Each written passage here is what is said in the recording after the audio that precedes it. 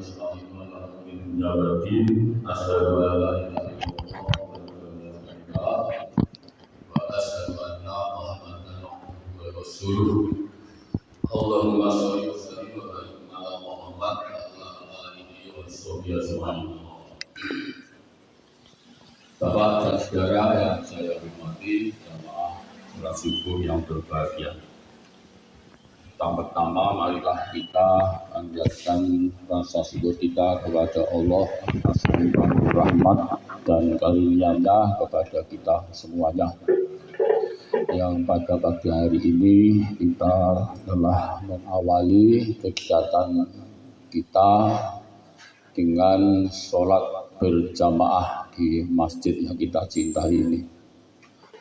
Setelah sholat berjamaah dilanjutkan sedikit taklim untuk membiasakan atau untuk mengondisikan waktu yang masih ada ini dalam rangka menambah pengetahuan kita tentang agama.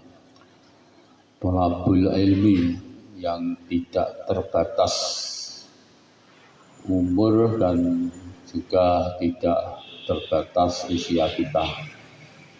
Wajib atas kita untuk senantiasa belajar tentang agama agar kita dapati pemahaman yang benar dari agama itu.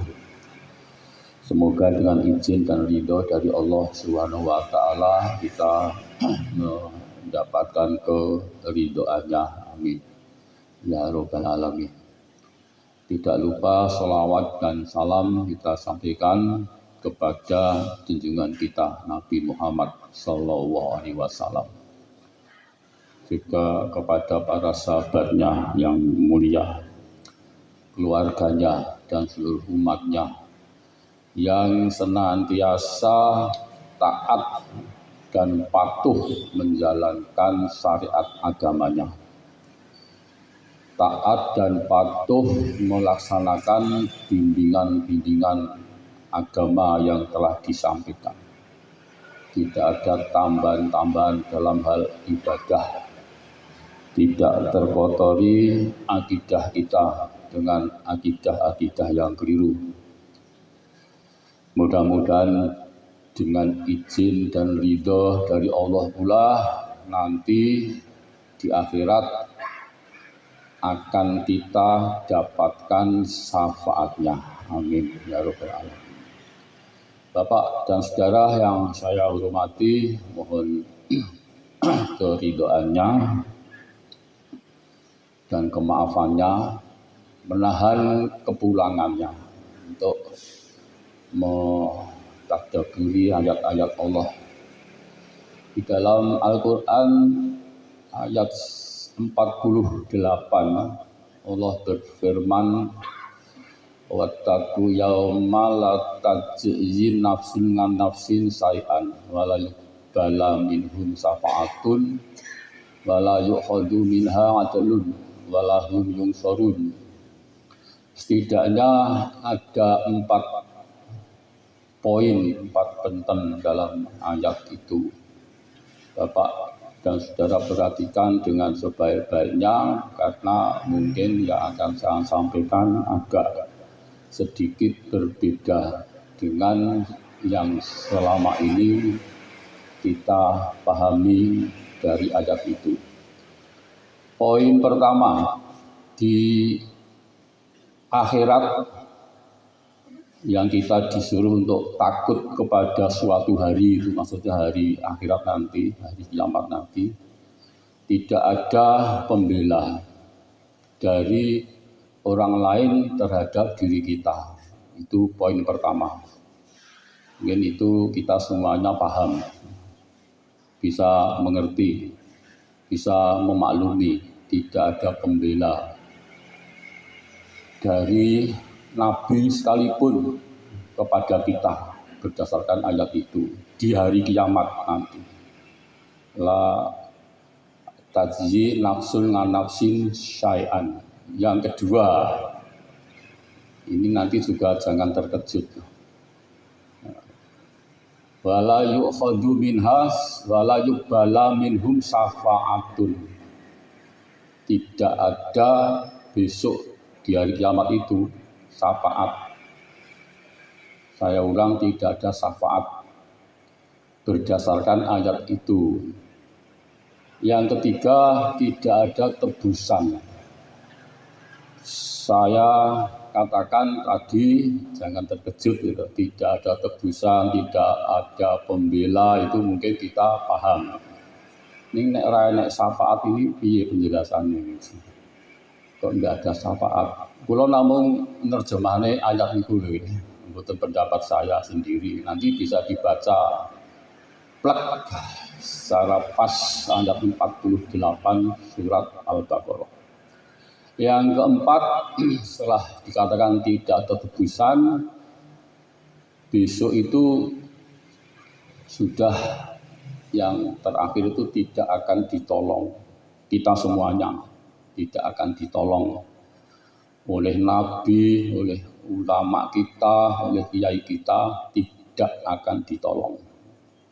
Oleh Allah juga tidak akan ditolong. Marilah kita renungkan kandungan ayat itu.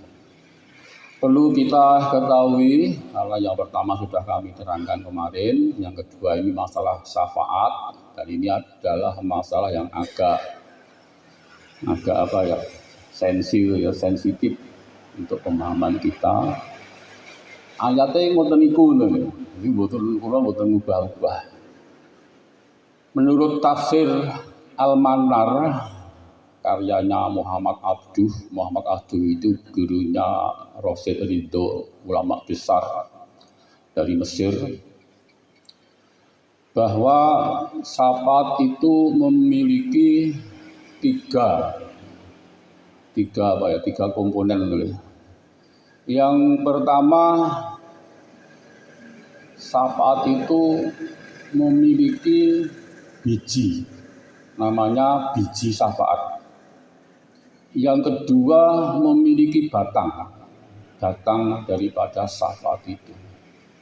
Yang kedua, nanti buah daripada batang yang kita tanam itu keselamatan hidup kita di akhirat. Ini penjelasannya. Nah, biji syafaat itu ilmu agama. Bagaimana kita beramal, bagaimana kita beribadah, bagaimana kita bermuamalah, bersyariat, itu berdasarkan ilmu. Ilmu agama itu puncaknya ada di dalam diri Rasulullah Shallallahu Alaihi Wasallam. Puncaknya daripada segala ilmu tentang ibadah agama kita. Jadi kalau seseorang menyelisihi paham yang telah disampaikan oleh Rasul, disampaikan oleh Nabi, kemudian diamalkan, maka boleh dikatakan dia tidak memiliki biji syafaat yang baik. Karena tidak memiliki biji syafaat yang baik, batangnya akan tumbuh batang yang tidak baik juga. Kalau batangnya tidak baik, maka akan menghasilkan buah yang tidak baik juga. Ini, jadi biji syafaat ini ilmu. Maka orang kalau berilmu harus mendasarkan kepada apa yang disabdakan oleh Rasul dalam hal ilmu tentang agama. Maka dalam kalangan persyarikatan itu Pak Joko ini mudeng banget ini. Ada istilah berilmu yang amaliyah, beramal yang ilmiah. Ini apa slogannya Muhammadiyah. Berilmu yang amaliyah, beramal yang ilmiah. Beramalnya harus berdasarkan ilmu.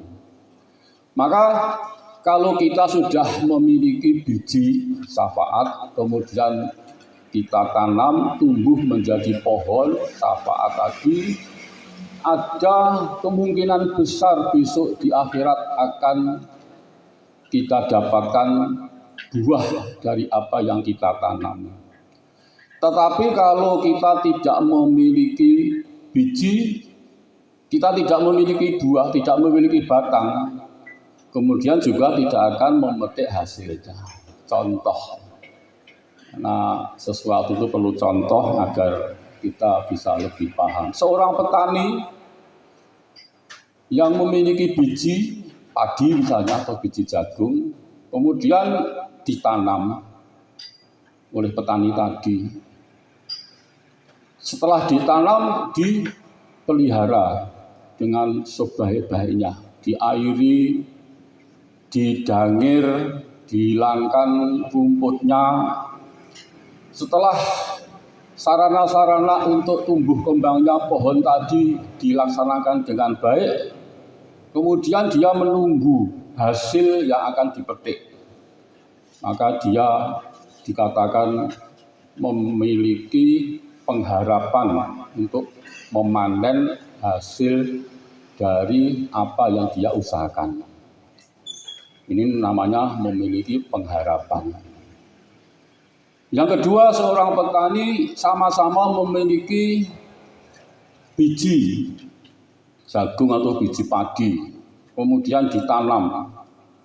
Sampai di situ sudah betul ditanam, tetapi ditinggal, diterlantarkan, tidak dipelihara dengan baik. Rumput-rumput yang mengelilingi padi tadi tidak dicabuti. Kalau saat kekeringan tidak diairi. Kemudian dia menunggu hasilnya, panennya tadi. Maka menunggu hasil biji yang tidak diopeni tadi, itu menurut Muhammad Abduh tadi namanya angan-angan. Angan-angan. Kemudian ada lagi seseorang yang di dunia tidak pernah berbuat kebaikan, tidak pernah menanam biji syafaat tadi. Dia berharap nanti di akhirat akan mendapatkan pertolongan, syafaat dari Nabi. Laksana seseorang yang tidak pernah menanam biji, tapi menunggu hasil. Menunggu hasil dari sesuatu yang tidak pernah dia tanam tadi namanya dungu. Dungu itu bodoh berlipat-lipat. Nah, mudah-mudahan ini menjadi pengertian kita, nambah saja pengertian kita tentang agama, karena ada anggapan karena Allah itu adalah adil yang seadil-adilnya dalam memberikan keputusan kepada umatnya. Apakah seseorang itu nanti di surga atau di neraka itu sudah sangat adil. Tidak mungkin keliru. Mungkin betul Pak, keliru. Allah keliru menetapkan itu. Kalau Allah misalnya orang yang berdosa ditempatkan di surga, orang yang berpahala ditempatkan di neraka. Sakit betul itu? Boleh betul? Kalau Allah berkehendak begitu, mungkin betul. Mungkin wong sing berpahala kok neraka, wong sing dosa kok swarga. Nek Allah berkehendak, itu mungkin. Tetapi perlu kita memiliki pemahaman itu Allah tidak mungkin menempatkan orang yang berdosa di surga, menempatkan orang yang berpahala di neraka, itu tidak mungkin. Kalau itu terjadi berarti keliru Allah menempatkan seseorang. Nah, ada dalam hadis Nabi itu besok umatnya Nabi di neraka, sudah ditetapkan di neraka oleh Allah karena ada bekas sinaran mukanya itu bekas wudhu, dalam hadis itu bukan begitu. Sudah ditetapkan oleh Allah itu di neraka, anggone amalnya jelek, kebaikannya sedikit di neraka. Datang Nabi sowan kepada Allah. Ya Allah, ini adalah umatku. Ada di dalam dirinya bekas wudhu. maka masukkanlah dia ke surgamu. Terus Allah mencabut keputusannya tadi. Allah meralat itu. Jadi Gusti Allah keliru. Menurut pemahaman sudah berkembang. Berarti Gusti Allah keliru. Mutusnya awal tadi berarti keliru. Keliru kemudian diubah. Itulah namanya syafaat dari Nabi yang selama ini kita pahami. Tapi syafaat itu dalam salah satu hadis dikatakan Quran syafi'un musafakun. Quran itu adalah syafaat yang akan diterima syafaatnya. Maksudnya hidup kita di dalam dunia ini harus sesuai dengan kehendak Quran sebagai orang yang beriman. Duru haitsuma daro, duru haitsuma kitaballahi daron. Ikutilah kamu itu beredar kemana Al-Quran membawa kamu. Duru ma kitabillahi haitsuma daro. Ini juga insya Allah nanti akan kita sambung karena waktu saja. Karena ini tidak cukup 2 kali mata pelajaran normal. Saya pas ngajar di pengajian itu biasanya 1 jam seperempat itu menerangkan itu tidak cukup dengan contoh-contoh yang ada.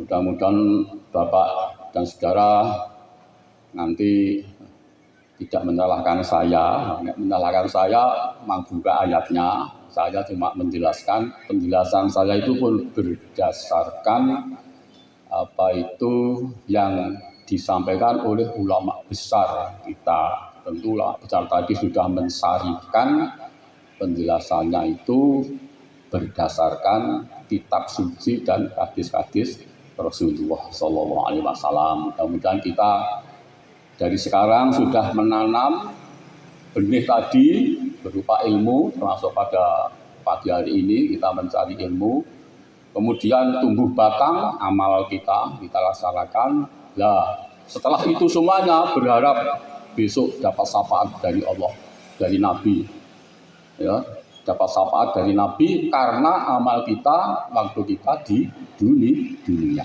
Jadi syafaat itu sudah dimulai, Pak. Di dunia ini sudah dimulai dengan apa itu menanam biji tadi.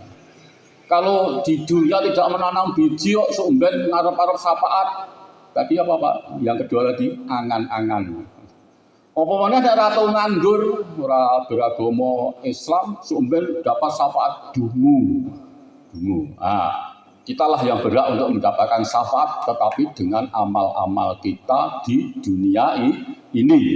Saya ulang, kita yang lebih berhak mendapatkan syafaat dari Nabi dengan amal-amal kita